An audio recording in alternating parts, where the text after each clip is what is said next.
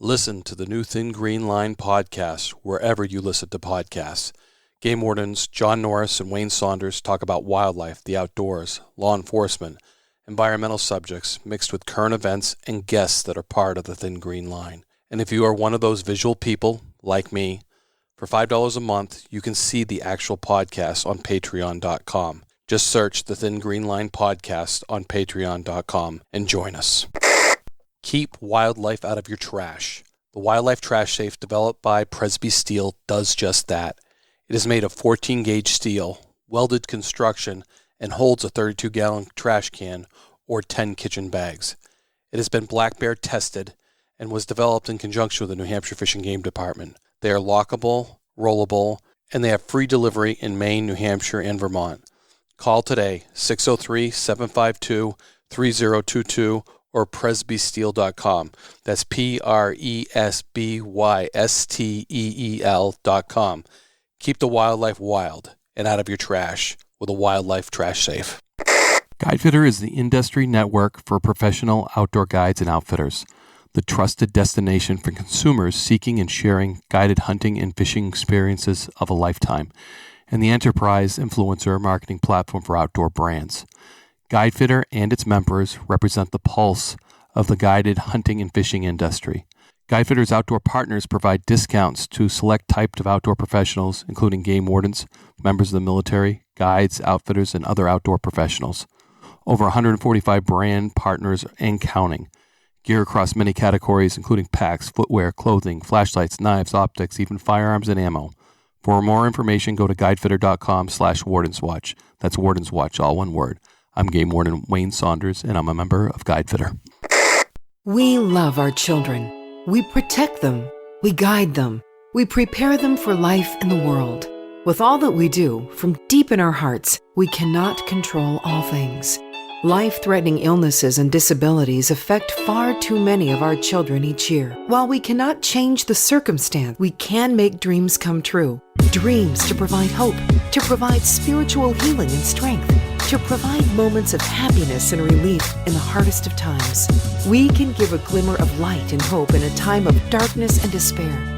Join huntofalifetime.org to help make dreams come true, to provide hope for children with life-threatening illnesses and disabilities. Hunt of a Lifetime is a non-profit organization fulfilling dreams for hunting and fishing trips to youth 21 and under with life-threatening illnesses and disabilities. Visit huntofalifetime.org to learn how you can make a difference.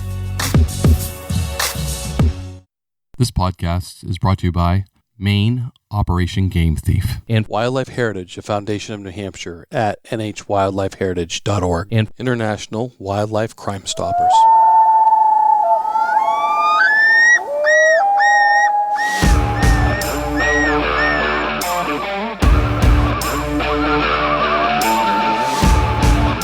Please join me, Game Warden Wayne Saunders, and other game wardens on our adventures protecting wildlife, saving lives, and having fun, all while serving the public and the natural resources of our planet.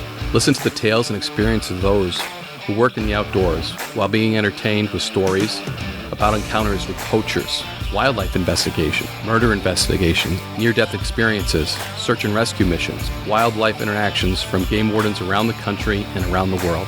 When I retired, I realized I couldn't let go of that legacy, but rather wanted to share the passion, the commitment, and the stories of those men and women that call themselves game wardens. This is Game Warden Wayne Saunders, and this is Warden's Watch. So in this Warden's Watch, we are going to do a K-9 podcast. And I was asked to do this, and we have with us Sarah Gardner with the 4-H Dog Program, who's going to talk a little bit about that. I was kind of asked because I am a 4-H Dog Club leader.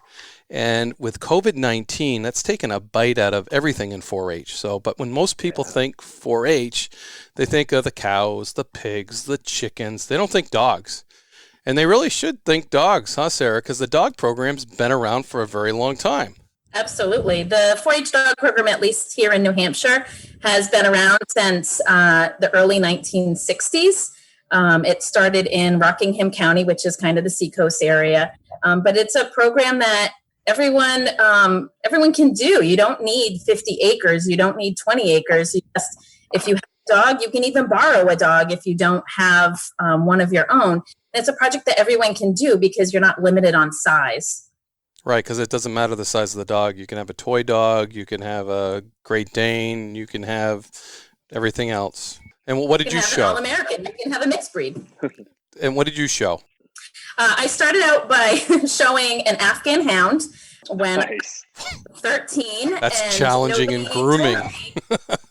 Exactly. That Afghans were on the bottom of the K-9 intelligence list. The Border Collies are number one, and the Afghans are at the very, very bottom. But nobody told me that.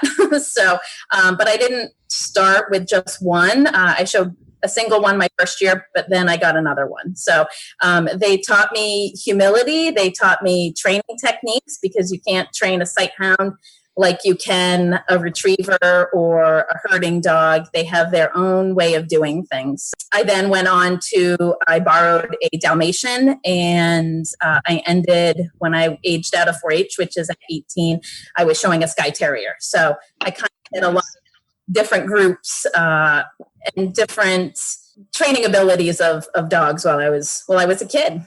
All breeds I wouldn't even think about. I'll never have an Afghan. Love them to death, but a lot of work goes into maintaining their coat. Right. And conservation and dogs go hand in hand. And John, you certainly have had so much involvement with dogs. I mean, to the point where your life depended on it. Yeah, Wayne, we've talked about this a lot, and Sarah, being a fellow dog lover and doing all you're doing on the 4-H side, getting into our history with canines. I had 2 companion canines in my career. Jordan, who was a yellow lab female, American lab, and she was we didn't get our canine program really rocking and rolling until about 2005, 2006 in California, Fish and Wildlife. So she had 4 years as a really good companion canine with me, and saved my bacon many times, even as a lab with that good nose. Then we lost her, unfortunately, to a bone cancer. But Canine Apollo, who was my next companion canine that I retired with, really retired with me. She had about 9 years of being an active duty companion dog, and did a lot of good things. And Sarah, we talk about the 4-H dog concept of training and showing, and like you said, Wayne, we just don't think about that. I mean, I think about growing up in 4-H on the west coast of California, and I didn't know about the dog programs 4-H had. I wasn't involved in any of it, and knowing now what we do, I certainly want to get more involved and know that this is a national program where we can all feed on knowledge and work with dogs and get dog referrals outside of traditional canine channels. The one canine, Wayne, as you know, that we've talked about, and Sarah, this is near and dear to all of us, and talk about a lifesaver, a Belgian Malinois named Phoebe. She passed away at 13 years old a year and a half ago from leukemia, but she was the dog that started off as a dual purpose bite apprehension, detection, and companion dog. And she was one of those Goldilocks dogs, didn't bite too hard, didn't bite too soft, super friendly with officers, playing with the ball, laying on her back, getting tummy scratches like my lab. They played together all the time.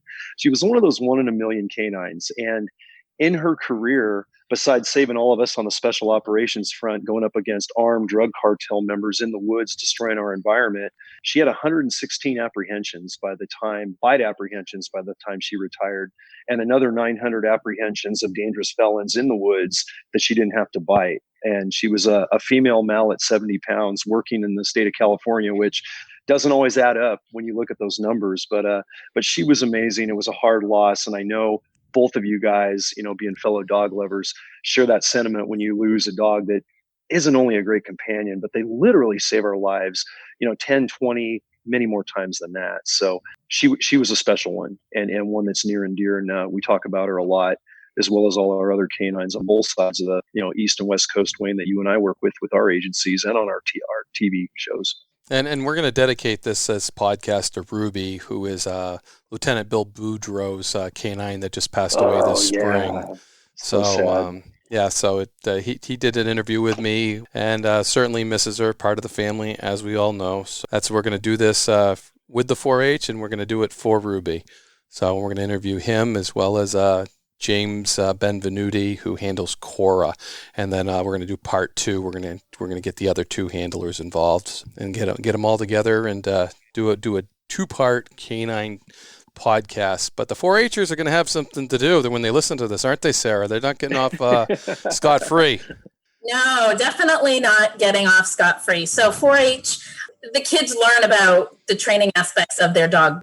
Through those training aspects, they learn responsibility. They learn time management. They learn a lot of dog knowledge. So they learn everything from the medical side of it to breeds, to breed history, to where breeds originate from, and what were they bred to do. And I mentioned I had sight hounds. Well, they know that there's 2 different type of hounds. There's the sight hounds, which are the Afghans, the greyhounds, but then there's the working dogs, the bloodhounds that they're used for tracking. So they know, and they're taught, and they learn. They have this self-drive to learn more about everything dog related.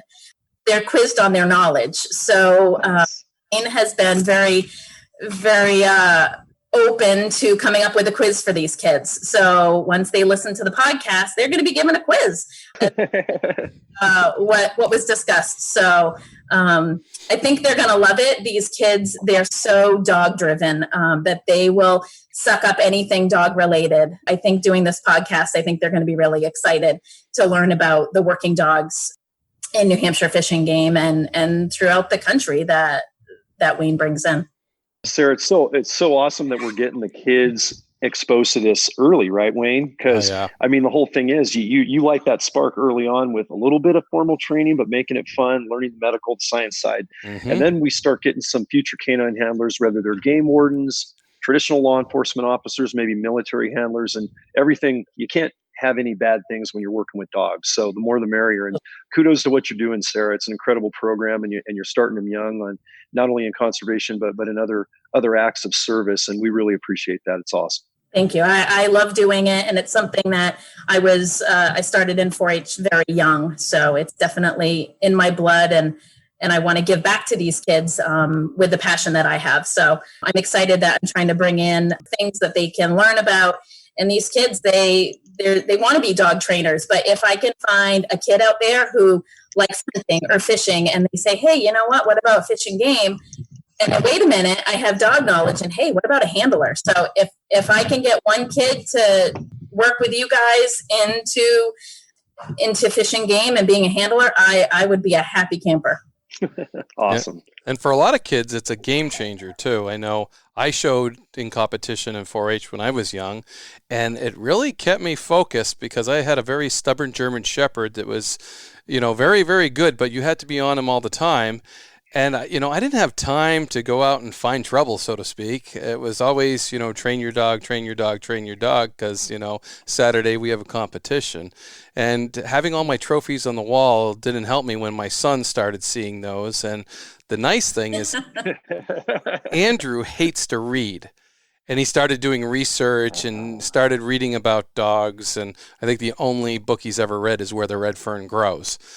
Yeah, sad story. But to get him going and get him engaged, and like you said, Sarah, to go down and meet other kids of like minds and start to study all about dogs. When kids get together and they study about dogs, it just cracks me up because I just wonder what the other kids are thinking when they're looking at those kids. They're saying, they're not the computer kids, they're not the phone kids. They're out there, asking questions about the dogs, and they know it too. Some of these kids are so sharp. I am like, wow.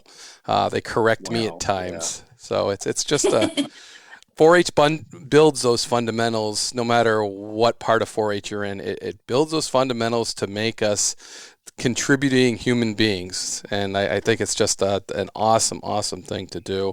And dogs, like you said, Sarah, are easy. Most everybody can engage those dogs and do those. Find a local club. If there's not a local club, you can start a family club and still have a canine and do the same thing that the clubs do.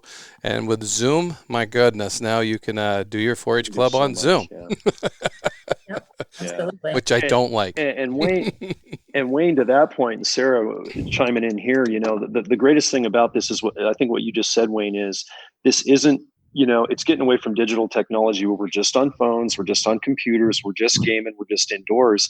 We talk a lot, Sarah, on our podcast about losing the love for the outdoor resources.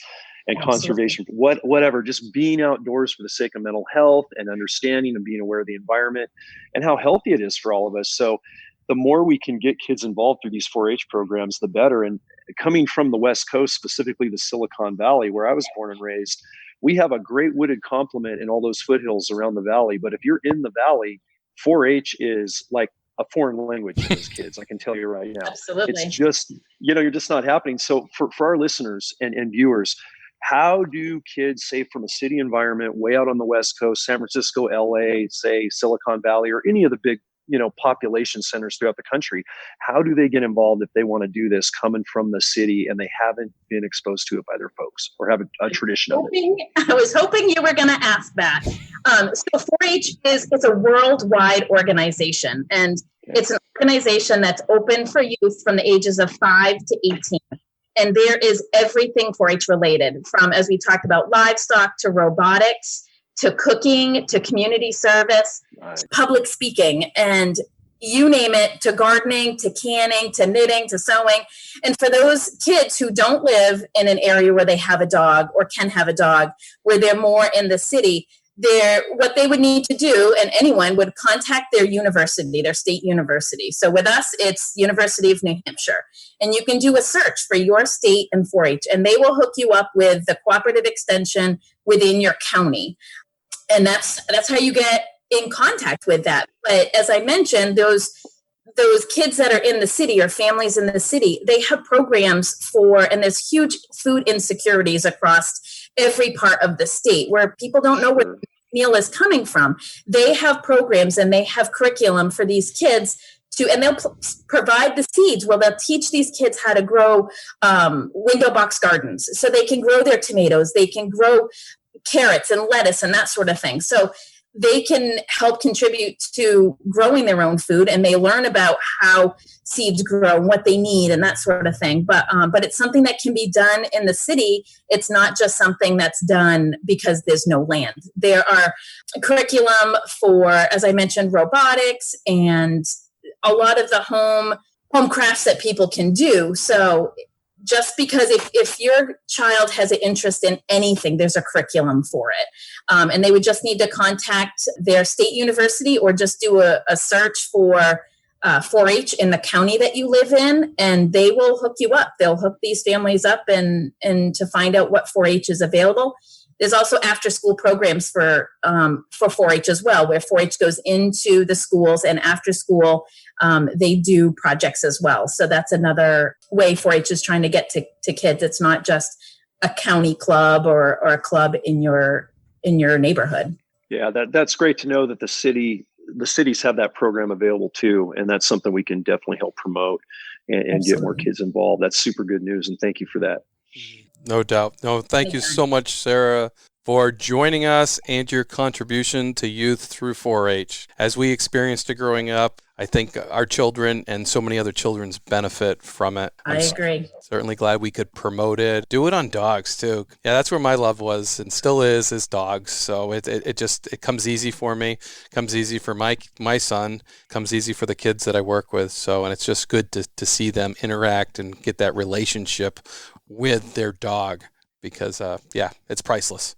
Absolutely. Great. Thanks a lot. Thanks for being on, Sarah. Thank you for having me. I appreciate it.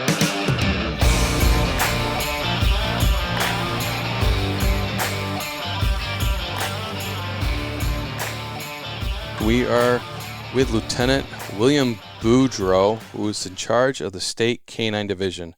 Before we start getting into this interview, I just want to, we're going to dedicate this to Bill's dog has passed away, unfortunately. So this whole podcast is dedicated. But in turn, I am a 4-H dog club leader. And with this coronavirus going on, Bill, it's been kind of crazy. So we're doing different things online. And one of the things that the 4-H leaders have charged me to do with my podcast is come up with some kind of canine dog podcast that the kids can listen to and get something out. Knowing my connections to New Hampshire, Fish and Game, and the Northwoods Law Dogs, I think that they were targeting me for a specific reason to talk to you so they could get a feel for the Northwoods Law Canines, and I'm hoping that's what we're going to do. So, hey, we'll start with you with your dog Ruby. What a great dog she was, and your whole career using her, training her, and then developing into the leader of the K-9 team, which is pretty awesome. And I watched that in my tenure too. So, that's been a great program. So thank you for joining us, and I appreciate it. So how long have you been a K-9 officer? So I've been a K-9 officer for about 9 years now. I got Ruby when she was a year old. I went with Mark Hensel, who was kind of the founder of our current modern day K-9 program at Fish and Game. We went and picked her from a litter over in Maine, and Mark Hensel put us through the whole initial training, which was about 400 hours of training that we did right off the bat. Ruby was a year old when I got her, so she was, she wasn't a puppy. Lucky for me, I got to miss all the puppy stuff. The chewing things, the going to the bathroom in the house, that whole thing. Yeah.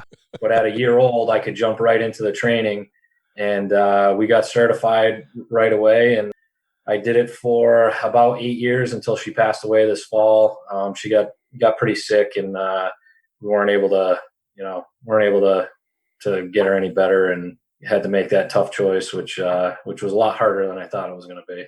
Yeah, no, you bring up a few points there that, Mark Hensel, he went down to Florida and got traded as a canine trainer and brought that back to New Hampshire and started this program. And certainly my hat's off to him, because he was a very dedicated officer, especially for this program. I mean, yes, he was did a great job at starting this and, leaving a legacy of you guys performing at the standard that he set. So that's pretty impressive. He was extremely dedicated to it, extremely knowledgeable. And like you said, he went down to Florida. Florida Fish and Wildlife Commission has one of the premier canine training programs down there. So Mark went down there, came back, and myself and Ruby and Bob Mancini and Ruger went through the training with Mark. So we both came out, trained canine handlers under the training of Mark Hensel. So he certainly knew his stuff, and he definitely got us on the right path. And now we have 3 dogs and for Fish and Game, and we're hoping to get a 4th here actually the end of this summer, early fall. Nice. That's great. That's great. And when you talk about getting a dog at a year old, I started training dogs, in 4-H when I was probably 14, I think. So the same age as my son, and he sees all my trophies and all my ribbons hanging on the wall, and that's kind of what got him into the 4-H dog program. So we started training and showing last year, and Andrew did extremely well with his dog. And of course, I've always had German Shepherds, and you get kind of used to your breeds and stuff. And he had to have a German wire hair pointer, and I was like, and I got to remember it's his dog and not mine. So yeah. And, and there's certain, in training, there's certain kind of thoughts you have. A year-old dog is great because, like you said, you can jump in training. And then there's the thought of, as they're puppies, they bond more and da-da-da-da-da. And I'm in for the year training. I could skip that puppy phase too, but maybe it's me. I could have skipped the baby phase with my son too, so. Yeah, I'm in the same boat. So all the female 4-H dog leaders are going to kill me at this point, so. So anyways, but that's the theory. I mean, a lot of people say, at a year old, let the puppy be a puppy until a year and then start training. And then the other theory is, start working them as a puppy and through up, so you have that foundational stuff. But they don't really start learning until about a year, do they? Yeah, I mean, we've done both now. With Ruby, she was about a year old.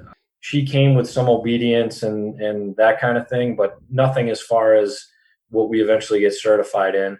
Our 2 newest dogs, Cora and Moxie, we both of those dogs, the department and their handlers picked up when they were, months old, or weeks old. So we've done both. I mean, we started training Cora and Moxie when they were little tiny puppies. They were doing, 100-yard tracks through the woods. It's actually worked out both ways. Some people prefer one way or the other. We've done it both in our canine program, and both ways have worked out well, luckily for us. So you don't see a real difference? No, I haven't seen a difference. I think Ruby picked it up quicker because she was a year older, but you also had that whole time to work with the handler because the dog picks it up quicker than the handler. It's the handler who needs all the training and the practice, for the most part. Obviously, you got to teach the dog what they're doing, but once they get it, it's the handler that needs the work and the practice reading the dog, and so he knows what the dog is trying to tell the handler. Yeah. Yeah, and I've always found through training dogs and I don't know if you've experienced this as well, but females have a tendency to read dogs better. And I think it's that they just can read emotions better and have that connection a little bit better. And I've noticed that females have a tendency to be better trainers or better connected to their dog. But that's just what I've noticed, and maybe you haven't. No, I mean, I haven't been doing this, altogether that long. When I compare myself to like Mark Hensel, he was on his second dog. There's handlers out there that are on their second, third dog, at other agencies. So I still feel like I'm new to this. I didn't have a dog growing up, so I had to kind of learn everything, how to not only do the mission that we need to do, but also just the owning a dog and learning how to take care of a dog and all that. So I was definitely completely yellow to it all, knew nothing. And luckily I had, Mark Hensel to help me out and get us on the right path and get certified. And Ruby and I made all kinds of good cases. So now I kind of help teach some of our newer guys, and we're hoping to get Ken St. Pierre on, like I said, with a dog this end of this summer, early fall. So he'll be our fourth dog for Fish and Game, which has been our goal for a while. We haven't been able to get there, but knock on wood, it's going to happen this fall. Awesome. We'll have 4 dogs spread around the state. They can respond to fish and game calls, search and rescue calls. Our dogs back up police departments, state police, local police all the time. So our canines are definitely busy, but it's fun for the handler. That's why they do it. They put in a lot of work, but the reward is the calls that they get and seeing their dog find something or somebody that is missing or lost. So it's pretty fun. Unfortunately now I'm a lieutenant, so I'm not going to be able to get another dog. I just don't have the time with this position. So I'm going to kind of pass the torch to a new guy, Ken St. Pierre, and he'll be our fourth canine handler. But, nice. I'm still kind of got my claws in there a little bit and not letting go completely. So I get to help those guys out and train them, but I just don't have my own canine to work with. And I don't know if the listeners actually realize that sometimes having a canine can get in the way of promotion, because if you have a canine, the investment that the agency puts into that canine and the time, and then utilizing you as a canine handler, sometimes you can put stripes on you and there's no issue. But once you get to that lieutenant, you have all these other things to do. And your canine is supposed to be right up there proportionately, and probably even more so because it's needed everywhere. So you want to talk about that a little? Yeah, sure. No, that's definitely an issue. The canine, out of all the teams that we have, with a dive team, airbow team, the firearms instructors, in my estimation, the canine guys put in way more time and training than any one of those other specialty teams that we have. So it doesn't leave the time that they need to do the supervisor type duties because they're so busy with training their canines. Luckily, our Colonel Jordan, was very accommodating to me when I got promoted. I've heard of stories at other agencies where a canine handler gets promoted and he has to give up the dog, which I can't even imagine having to do that when you've put that much time and effort. You're with this dog 24/7, and then you get promoted and they take your dog and give it to somebody else or take it out of service completely. Luckily, I didn't have that issue, that they let me keep Ruby, and I just was able to try and do both. But yeah, there's states where if you have a dog, you're most likely not going to get promoted because, again, you have to put so much time and effort into training that dog and working with that dog and responding to calls, that it takes you away from the time that you may need if you got promoted to be doing those supervisor type things. We've been able to work a mix where we can do it, but like I said, some of those I couldn't even imagine working with a dog for 3-4 years and then you get promoted and you almost get penalized for getting promoted because you're losing your dog. But again, we've been able to work around that and make it work. Yeah, no, for sure. The Colonel Jordan is certainly a dog lover. Probably not too many people know that what his dog he had was a Pomeranian. That's that little fuzzy dog. So I Oh will yeah, say that I didn't know. he had to adopt. So it was his daughter's originally. He Yeah, ended up having to take care of it. yeah. But just so everybody knows that the Colonel's dog was a Pomeranian. But I'm sure he'll appreciate you letting people know that. oh, I know, and I got so many stories about that little Pomeranian that I'm not going to tell, but it had a lot of character and it had a lot of attitude. So, but he does love dogs. He's and that's so important, and to know to have the top know how valuable dogs are to a division in locating lost people and finding evidence and making that a priority is so important. Yeah, do you remember some of your best cases with like Ruby and I mean maybe your first case that just, that first find, that first, it's got to be like Yeah, a shot of adrenaline. oh yeah. I mean, I don't know if I remember my first find, but just this spring is my first year without her. Getting called to turkey cases, people shooting from the road or too close to houses, not having a dog. I'm like, this is such a handicap not having my dog to be able to find this stuff that she would find in 2 minutes. Shotgun shells, wads. She would find all that stuff in minutes, and here I am walking around for an hour and a half, 2 hours, and may or may not find what I'm looking for. One of my favorite ones was we tracked a bank robber. We happened to be in the next town over. Some guy went in with a gun, stuck up a bank, took a bunch of money and ran off. The tellers went to the door and saw him run off into the woods. Again, we were like 15 minutes away, so we raced over there and we tracked him through the woods about 300 yards and came to a field where his vehicle was parked. So he was already gone, but based on where he was parked, we were able to find a surveillance video on a business that was near there. The Rinch Police Department ended up solving the case and catching this guy and arresting him down in like South Carolina or something for robbing a bank. And the funny thing was I had pinched this guy the year before for an illegal deer bait. So that's actually, I've pinched two people that have ended up to go on to rob banks. Oh man.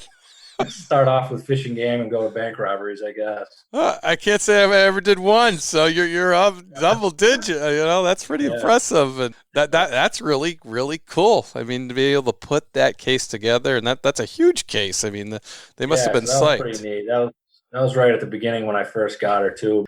I mean, she's found dozens and dozens and made me dozens of cases and other officers' cases finding shells and wads. That's kind of, our dogs, that's our bread and butter for the department. They're also trained in tracking. They're certified in tracking. They're certified in articles or evidence detection. So anything with human scent, if it's been handled or touched by somebody, they're going to find that and down on it. But we also specifically train with gunpowder. So if they find that again, they'll down on it with it between their paws. And then we also do fish and wildlife detection. So we do fish, venison, and turkey. And when they find that, they'll scratch at it aggressively, trying to get to the source of it. Yeah, most of our cases were definitely the shell casings, the wads from shotgun shells. But I mean, we've been called to numerous lost people. And one of the things I get to do at the end of the year is I would put together our summary of cases for the year. So I have all the other canine handlers send me all their cases for the year. So I get to go through each one. They do a brief little write-up, put it into categories: search and rescue, fishing game law enforcement, or other law enforcement agency assist. It's just, you always feel like you're not getting that many calls until you sit down and tally it up and you're like, wow, we've made a lot of finds. We've responded to a lot of calls. We're being called over 100 times a year, our canines in New Hampshire, for, like I said, search and rescue, fishing game law enforcement, or helping out other agencies. So it's definitely an invaluable tool. The dogs can do so much for you, and we do put a lot of work into it, but we get a lot in return for doing it. Yeah, no doubt. That's pretty impressive. A lot of work goes into that. And I know we've developed a relationship with the Vermont trainer or the Vermont Canine program. Can you go in? Let's start from the beginning, man. That guy you've selected, a new guy, St. Pierre is going to be coming up, and he's going to get a dog. How's that? Can we go through that process? Yep. So Mark Hensel was the officer we talked about earlier that started our program. He actually ended up leaving and going to work for state police. When that happened, we had to find another place to get certified or to have a trainer. We had taken some classes over at the Vermont Police Academy. They do things really well over there. They have their own, at the Vermont Police Academy, they have their own canine building. They have bunk rooms for canine handlers with kennels in the rooms.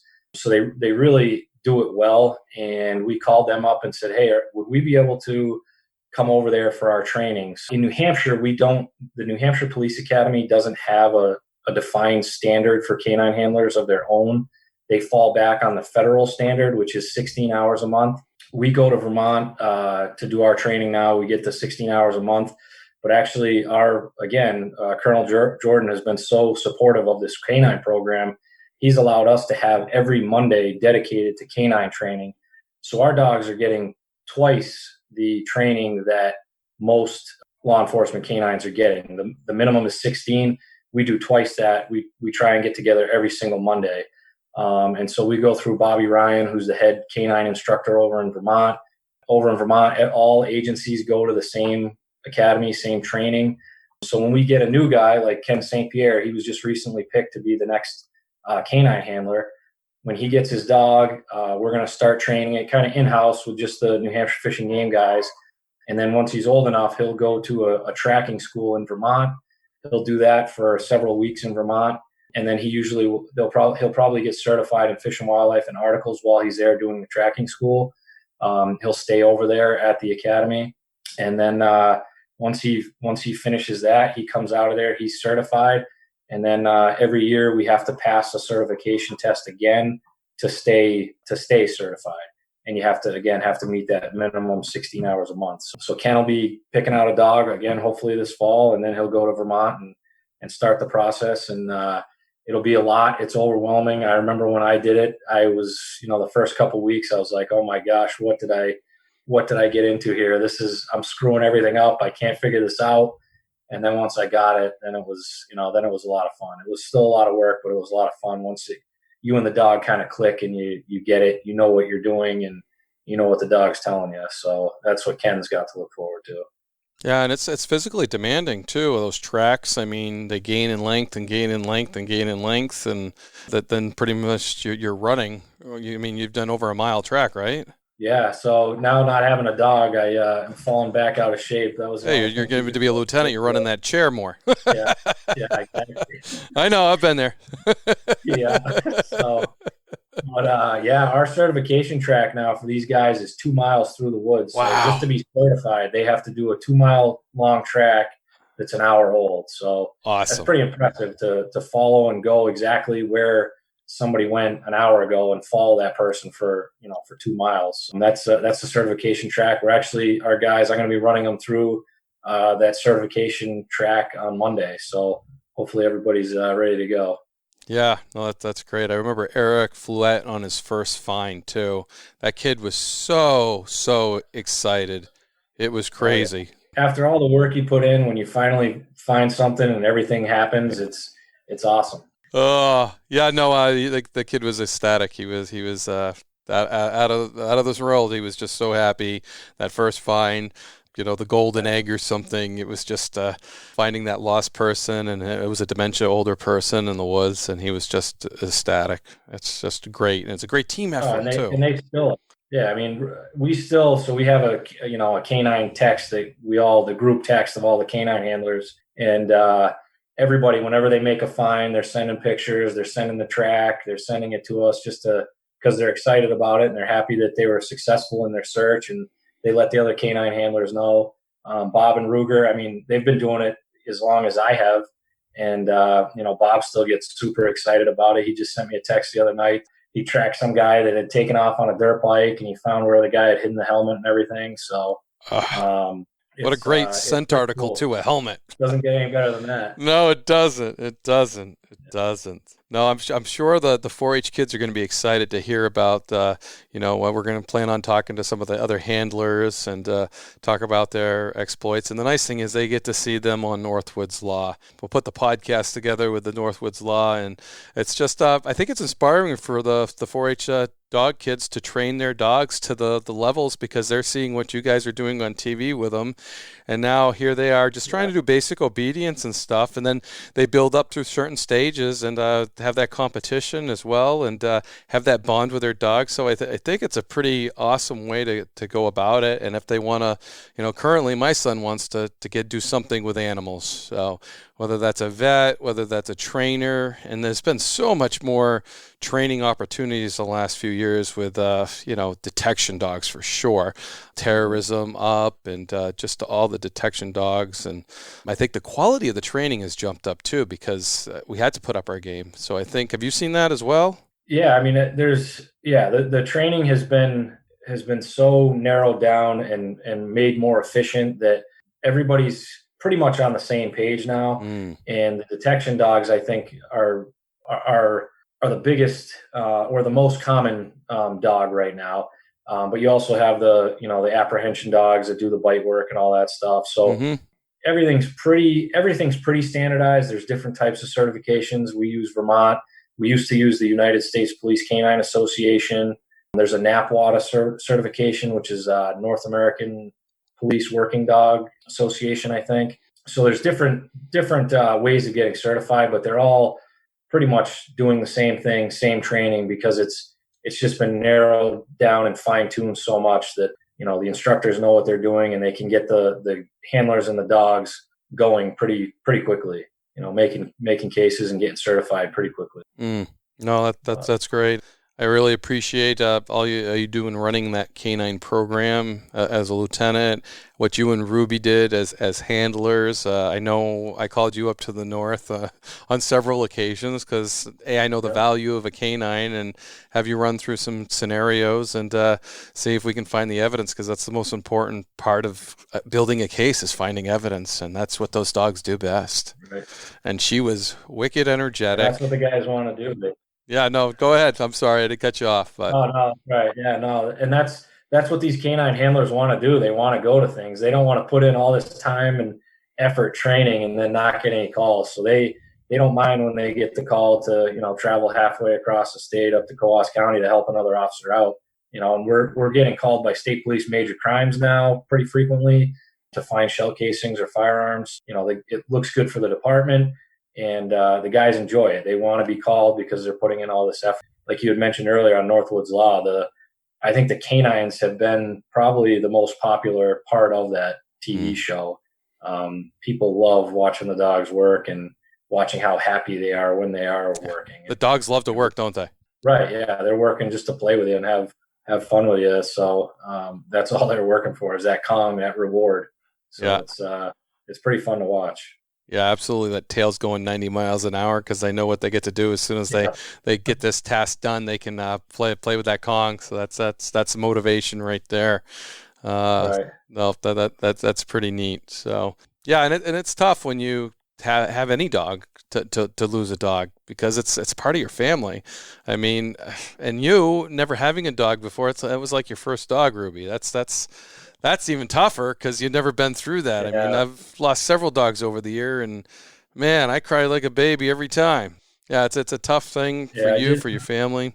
It is, yeah. It was tough on everybody. It was a lot harder than I thought it was going to be because it was pretty unexpected too. I thought she was going to be able to get better. We'd get her on some medication and we'd get it figured out, but it was unexpected. It hurt pretty bad. It was when she comes to work with you, she's with me 24/7. Yeah, I'm with her more than my wife and kids.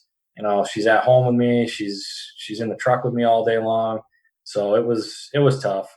But she was a good dog. But I mean, when they put it out on Facebook and stuff, our department Facebook page, I probably received easily 150 letters from people across the country. Just about every state I received a piece of mail telling me how much people enjoyed watching Ruby on the show. So that was pretty cool. That's awesome. That's awesome. Yeah, Rin Tin Tin getting at that. Yeah. I should have said Lassie. No one ever even remembers Rin Tin Tin. Yeah, no, barely remember Lassie. Scooby Doo. Getting closer. Oh man. Oh well, thanks for taking the time, Bill, and kind of framing the New Hampshire Canine program, framing what people are seeing on Northwood's Law. We're going to continue and talk with some of the other canine handlers too, and get a few stories from them. And again, this is for the New Hampshire 4-H dog clubs, but all the 4-H dog clubs across the nation, I hope they tune in and listen to this and watch Northwood's Law. And it's awesome to see some of the things that you're learning as a young 4-H dog handler being done professionally on TV and watching these dogs work just like your dog. And hopefully they can relate to that. Thanks a lot. Yeah, thanks for having me.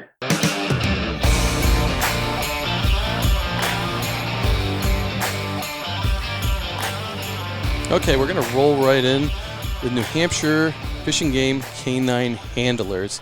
And our first one up is James Benvenuti, who is handling canine Cora. And thanks for joining us, James. I really appreciate this. This whole episode's dedicated to Ruby and also the New Hampshire 4-H dog clubs, since they can't practice training and anything like that.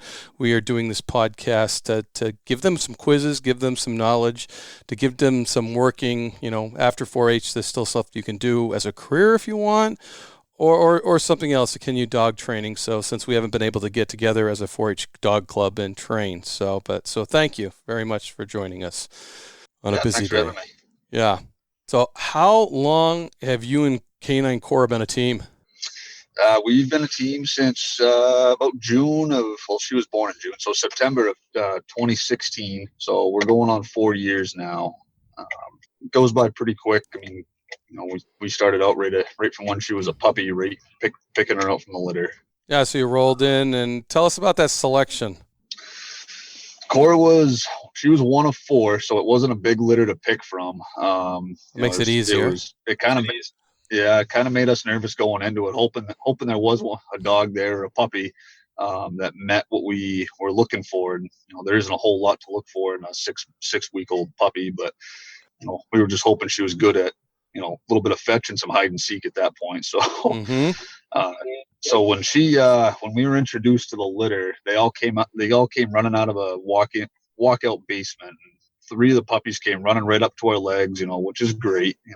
They were social. They wanted to be around people. And the last dog, which was Cora, she came out and, her nose went right to the ground. She started sniffing up around the steps and she didn't care about us whatsoever. She was just curious. And that carries true to this day. She's sometimes it's a blessing, sometimes it's a curse. She's got a mind of her own. That's where she got her start, right there. That's great. And you go in, you play a little fetch, and you just kind of get a feeling for the puppy, huh? Yeah, it's there's a fancy name called the Volhard puppy test that we put them through, which is basically just a fancy name to see how well they can fetch and play hide and seek. We actually time them. We'll take their favorite toy at the time, and one person will hold the dog or hold the puppy. We'll show them the toy. We'll throw it out in front of them, just out of sight, and we'll time them to see how long they'll look for it, to see if they have that, that drive to find what they want. The ones that look for a few seconds and give up and, then go play with their partners. Yeah, that's maybe not quite what we're looking for. We want the puppy that's got the drive and the motivation to find, what they want. And so we can transition that later in the future. Yeah, and she really likes to do that right now, right? Yeah, it's it's all about finding what motivates them and what drives them. Our dogs are all motivated by just a Kong on a rope, and that's their favorite toy. That's what they live for. That's what they play with. Cora's a little bit different. She's very food motivated, which is different from our other dogs. If she could stand on her head, she would for a piece of kibble, which is great because I can use that to my advantage. And when we have trouble during training and stuff, I'll pull out a special snack in the back of the truck. I'll show it to her, and she's smart enough to figure out that's what she's working for, and you'll see her actually work harder, which is kind of funny. Yeah, that's really neat. The drive is food on that, and finding that drive when you're training is so key to find what they really, really want. Whether it's the ball, whether it's the praise, whether it's food, and I've found out different dogs do different things, and that's kind of unique to Cora. I think, because I've been around Moxie, and she is certainly play orientated, ball orientated, more than food. I think, although she likes her food too. Yeah, yep, no doubt. Cora, I mean, she'll take a ball, she'll play Kong all day long, but she looks for the food. When she finds that person at the end of the track or finds that shell casing she's looking for, she's looking in your hand to find that treat first, and then she wants to play. So I guess she gets both. She gets both, so maybe she's spoiled. I don't know. Right, and that's kind of a unique name, Cora. How'd you come up with that one? Well, the funny part about it is I didn't actually come up with it. Yep, which is even better. So we were, me and actually Bob Mancini and my wife were all sitting around the kitchen table when we went to go pick her out, trying to figure out names. And my wife was actually the one to come up with Cora. Cora stands for Conservation Officer Relief Association, which kind of made me, smack myself on the forehead. Like, how did I not think of that first right off? But so she came up with that right off the bat. And, that's our relief association. That's our, benevolent association. So it's stuck and it's worked. Right. And it puts it up front. And now everybody that listens to this podcast or sees this podcast is going to know every time they see Cora, it's the New Hampshire Conservation Officer Relief Association. So that we all call Cora. So when we think of your dog, we think of our association. And that's a good segue, I think. That was an awesome thing to do to make it so much more connected to the New Hampshire Fish and Game Department, officers especially. That was a dynamic name. And you bring an interesting point in. I mean, when you bring a canine into a home, it's a family decision. So your wife was right there making the decisions with you, right?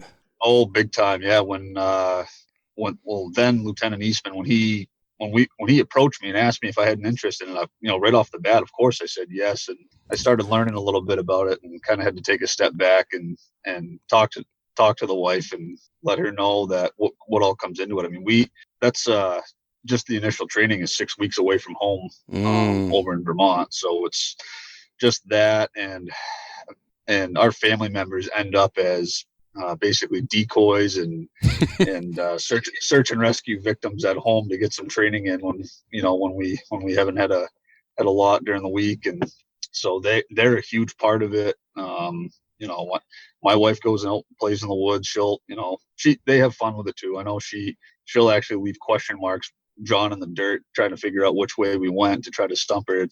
It's all a big game of hide and seek, and most of the time we win, but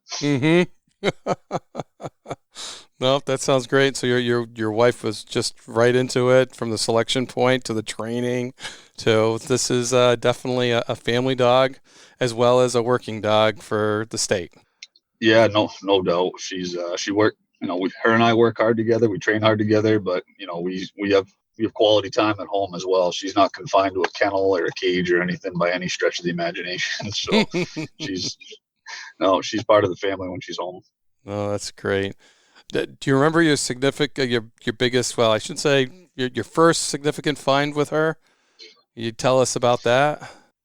Yeah, it was actually just a couple of weeks after we got certified.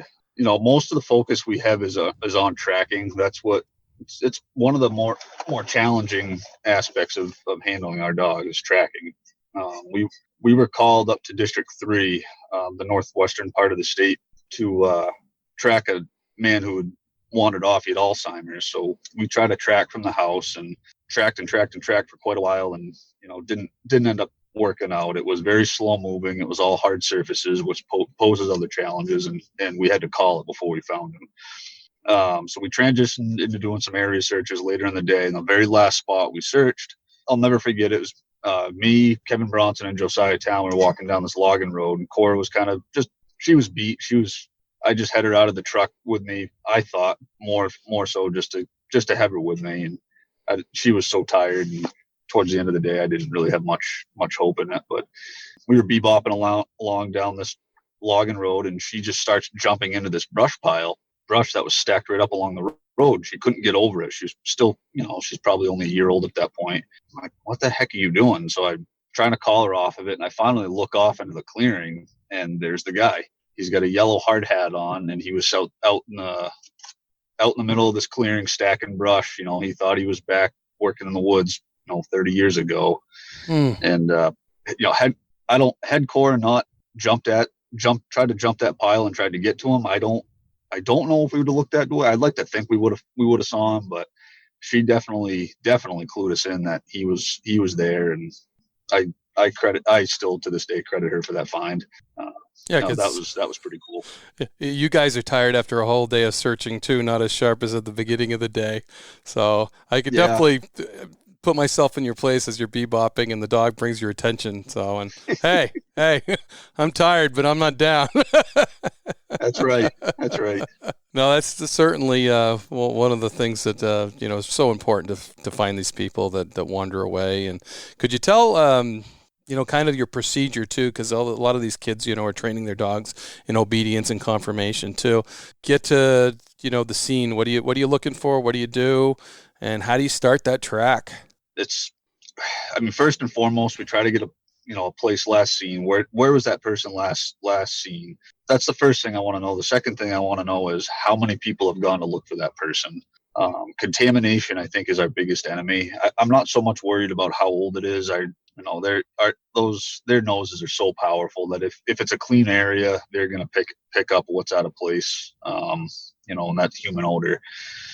What makes it hard for them is when family members and firefighters and other police officers and friends and family go look for this person, which is, you can't fault them for it. It's understandable. You want to try to find them as quick as you can, but it's a double-edged sword, because if you don't find them and then you want a dog to find them, it creates so much more odor to work through.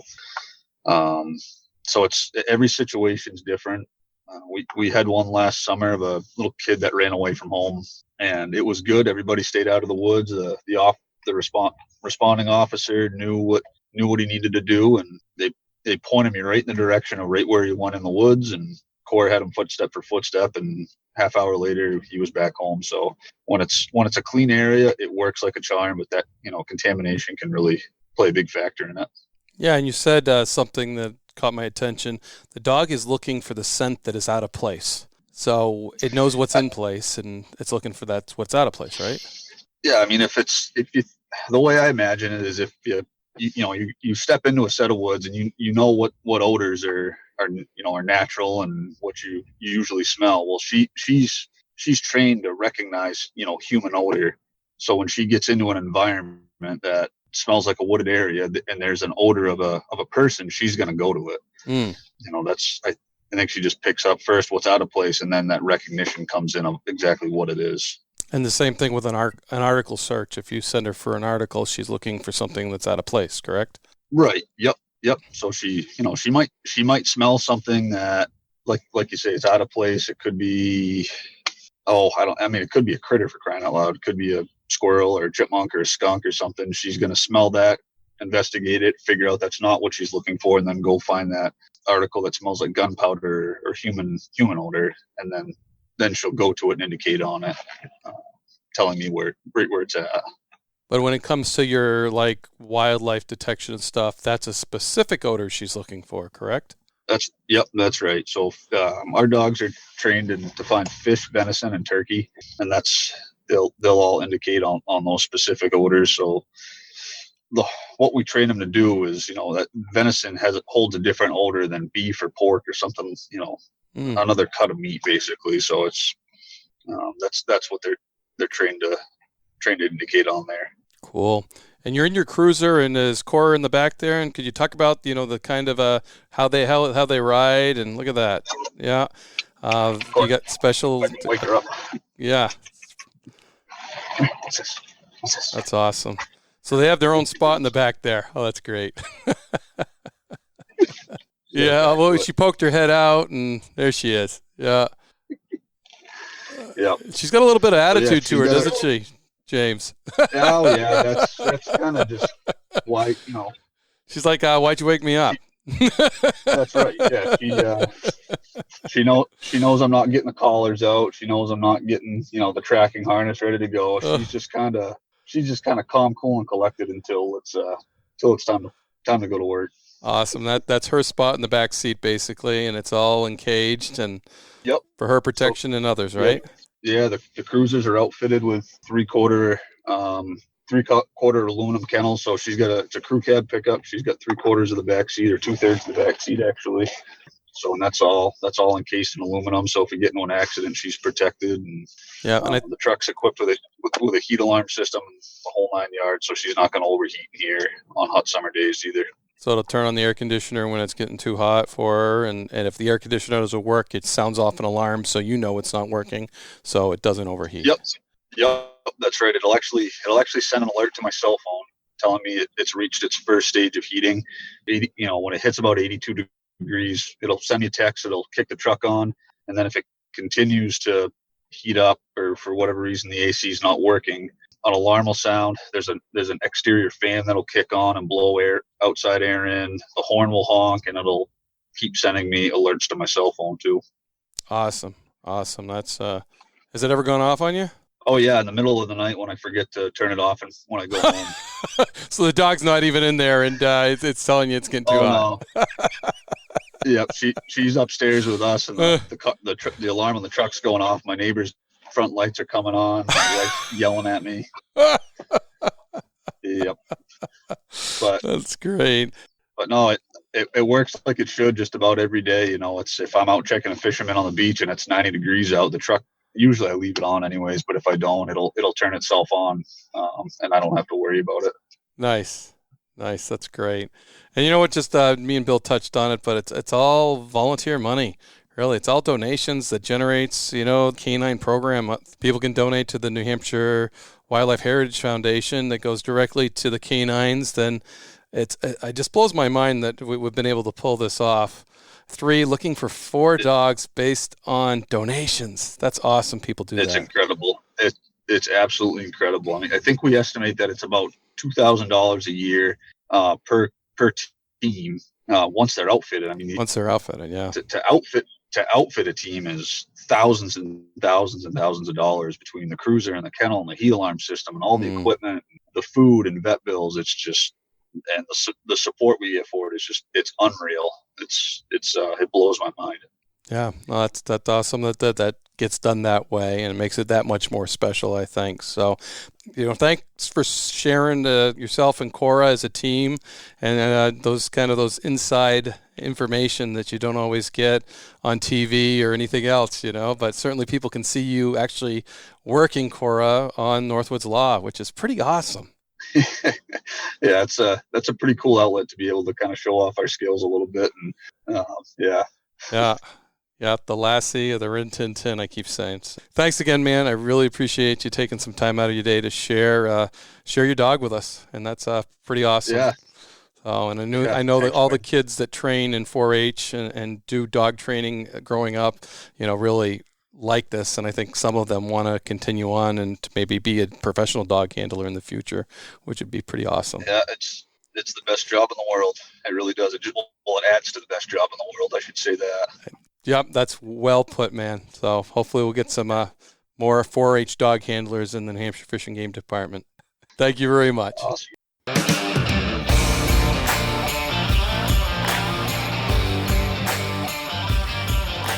So that concludes part 1 of the Northwoods Law Canines, New Hampshire Fish and Game Canines. So you've heard from William Boudreau, who is lieutenant in charge of the Canines, and our first dog, K-9 Cora, with handler James Benvenuti, and heard some of the inside stories to that. So stay tuned for part 2. We're going to catch up with some of the other handlers, maybe the future handlers, and we're going to have a lot of fun with it. I hope you enjoyed that. Come back for part 2 in 2 weeks. Thank you.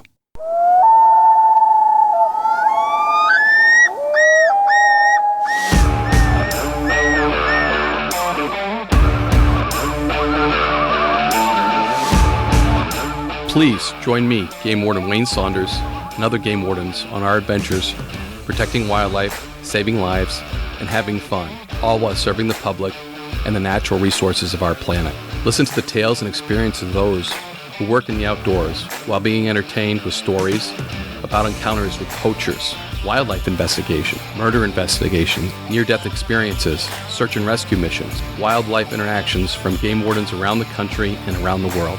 When I retired, I realized I couldn't let go of that legacy, but rather wanted to share the passion, the commitment, and the stories of those men and women that call themselves game wardens.